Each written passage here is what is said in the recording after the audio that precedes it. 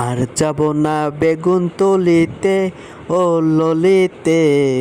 বন্ধুরা, বেগুনের সেই ভাইরাল ভিডিও নিয়ে তাই বেগুনের একটি রেসিপি নিয়ে আসলাম। বন্ধুরা, নিয়েছি 1 কেজি মতো বেগুন। এখন বেগুনগুলো দেখুন কীরকমভাবে কাটতেছি দুই পাশ দিয়ে।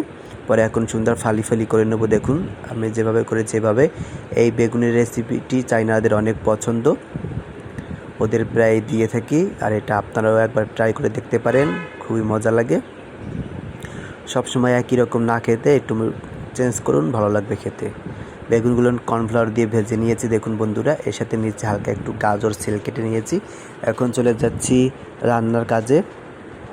প্রথমে কড়াইতে দিয়ে দিচ্ছি তেল, তারপর দিয়ে দিচ্ছি রসুন, একটু লাল মরিচ, oyster sauce, soya sauce, chicken powder, লবণ, এসব ধরনের মশলা দিয়ে সুন্দর একটু নাড়াচাড়া দিয়ে দিচ্ছি হালকা একটু পানি। এরপরে সুন্দর সেই বেগুন ভেজে রাখা সেটা ঢেলে দিলাম। উপরে দিয়ে সুন্দর একটু সেই গাজর সেলটা দিয়ে দিলাম। আর একটু ঝকঝক করে নাড়াচাড়া দিয়ে দেখুন কত সুন্দর একটা এসেছে। পরে এখন পেঁয়াজ পাতা দিয়ে দিলাম, কত সুন্দর দেখাচ্ছে দেখুন বন্ধুরা।